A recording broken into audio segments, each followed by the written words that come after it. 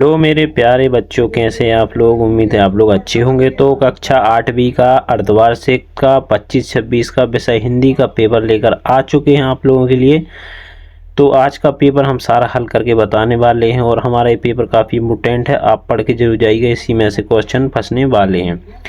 तो इससे पहले आप वीडियो को लाइक कर दो एंड चैनल को कर दो सब्सक्राइब। तो चलिए हम शुरू करते हैं हमारे इस पेपर को हल करना। ठीक है, तो पहले हम सही विकल्प यानी बहुविकल्पीय प्रश्न देख लेते हैं। बहुविकल्पीय प्रश्न हम फटाफट से देख लेते हैं। आपने यहाँ पर बहुविकल्पीय प्रश्न देख लेते। ठीक है, सही विकल्प चुनकर उत्तर लिखिए। प्रत्येक प्रश्न के एक अंक निर्धारित है। चंदेलों का राज्य किसके समय भारत का सबसे राज्य था। किसके समय सबसे शक्तिशाली राज्य था।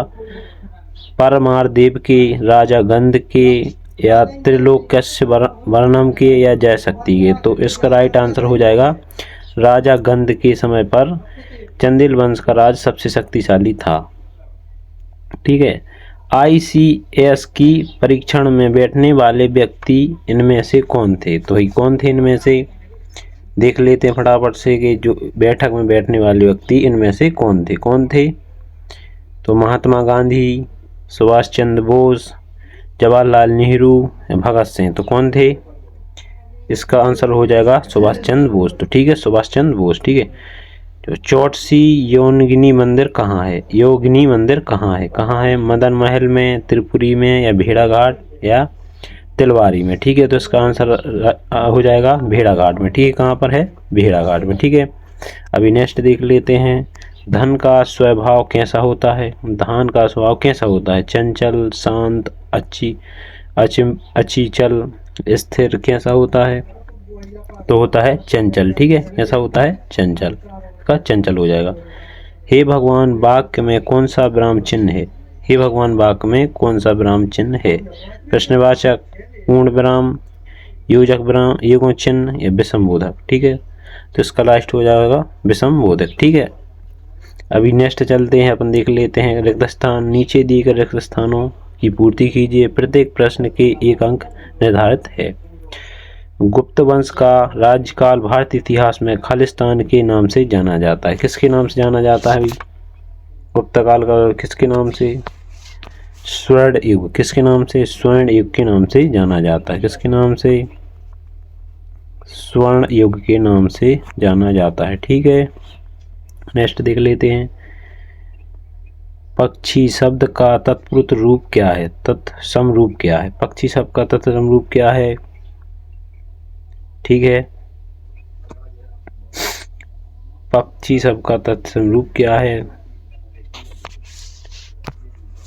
पक्षी शब्द का तत्सम रूप, पक्षी शब्द का तत्सम रूप ही है। ठीक है, तत्सम ही रूप है। ठीक है, पक्षी शब्द का रूप जो तत्सम रूप ही है। ठीक है,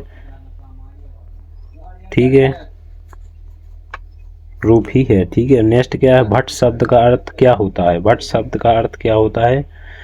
भट्ट शब्द का अर्थ होता है घर, घर या निवास। ठीक है, जहां अपन लोग रहते हैं। ठीक है, ठीक है बच्चों, नेक्स्ट देख लेते हैं। बिश्नोई समाज की स्थापना सन खालिस्तान में की गई थी। बिश्नोई समाज की स्थापना किसने की। ठीक है, तो किसने की थी, स्वामी दयानंद सरस्वती ने। ठीक है, किसने, स्वामी स्वामी दयानंद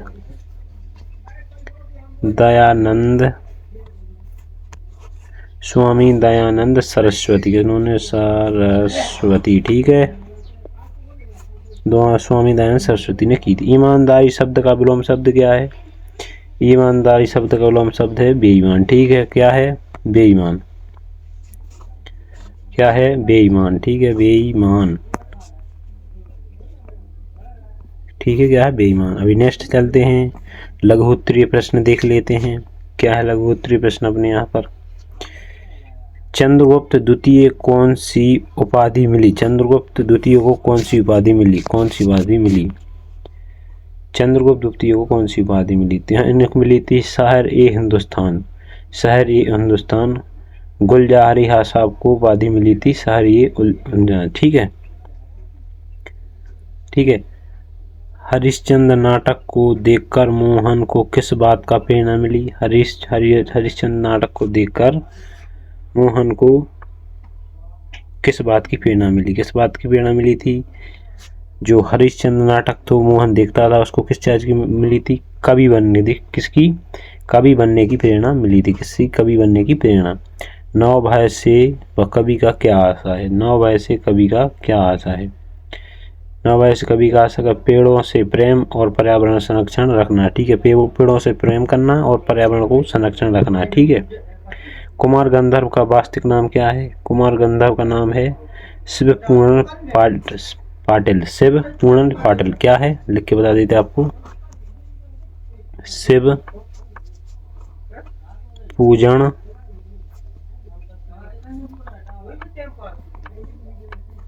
पाटिल। ठीक है, पाटिल।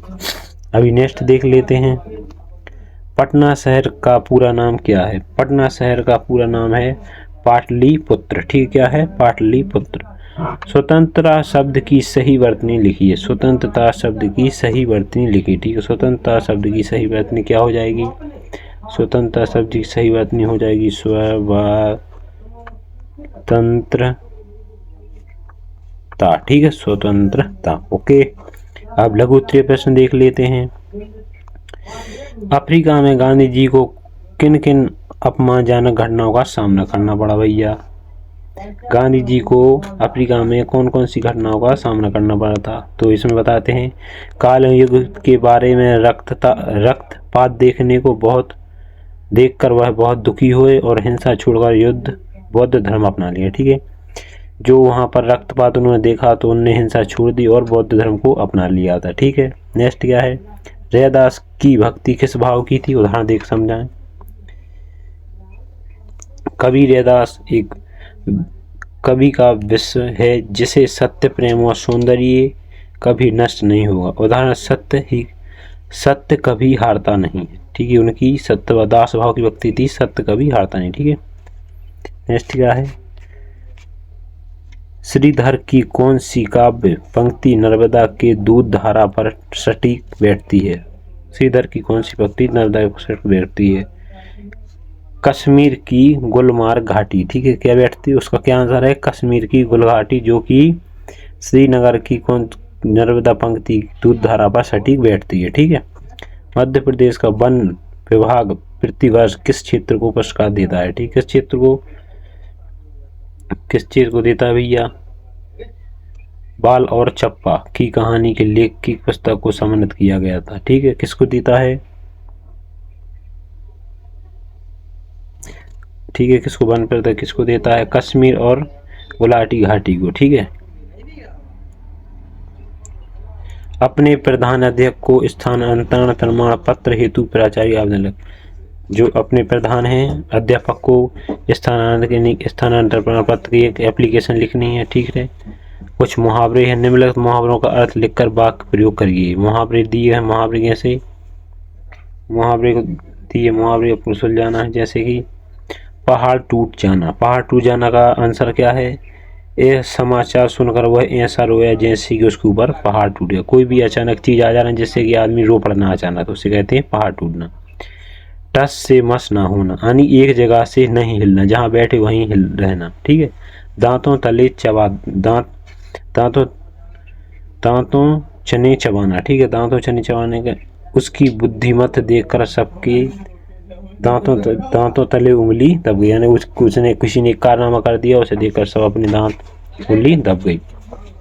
ठीक है। अब दीर्घोत्तरीय प्रश्न देख लेते हैं। नीचे देखो प्रश्न। डॉक्टर चंद्रा सामान्य जनों को किस प्रकार भिन्न की? ठीक है, ये आप लोग देख लेना और इनको पढ़ के जाना। ठीक है। भक्ति रैदास ने भाव से अपने संबंध स्थापित करते हुए किस से अपने को जोड़ा था? ठीक है।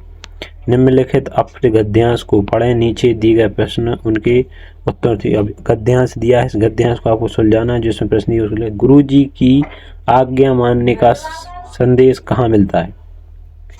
गुरु जी की आज्ञा मानने का संदेश कहाँ मिलता है? ठीक है, गुरु जी की आज्ञा मानने का संदेश कहाँ मिलता है?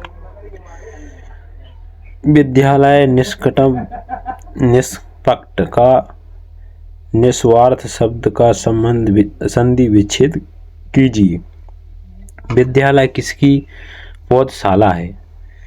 किसी देखे हुए मेले का वर्णन करते हुए एक निबंध लिखिए। ठीक है, तो बच्चों आज के लिए इतना ही। मिलते हैं नेक्स्ट पेपर के साथ और नेक्स्ट वीडियो में। तब तक के लिए धन्यवाद। वीडियो को लाइक एंड चैनल सब्सक्राइब करना ना भूलना।